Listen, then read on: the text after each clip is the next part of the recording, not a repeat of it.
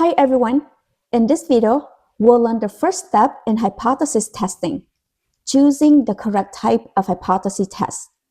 Before we can perform any calculations, we first need to identify what kind of parameter we're testing. The first thing we'll do is figure out whether the problem is about a population mean or a population proportion. Let's begin. The first question you should ask whenever you read a hypothesis testing problem is, what type of data do I have? There are two common possibilities. The first is a population mean, represented by the Greek letter mu.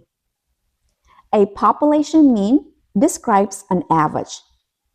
We use a population mean when the variable is quantitative, meaning it consists of numerical measurements.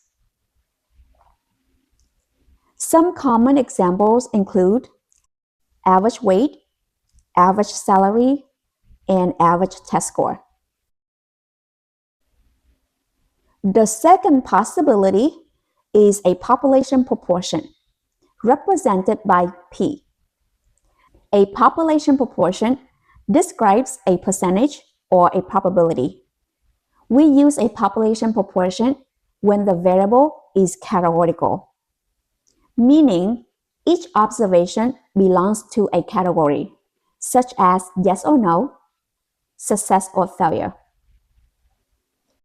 Some common examples include the percent of people who are vaccinated, the proportion of left-handed students, or the percent of people who voted.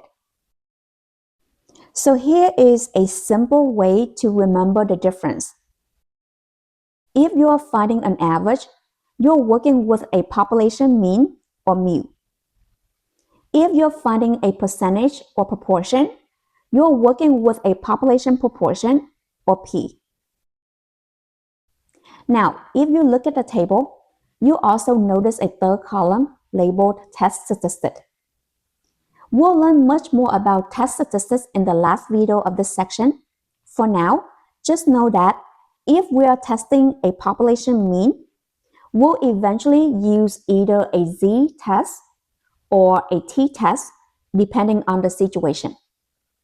If we are testing a population proportion, we'll use a z-test. Don't worry about how to choose between them yet. The important thing in this video is simply learning how to identify whether the problem is about a mean or a proportion.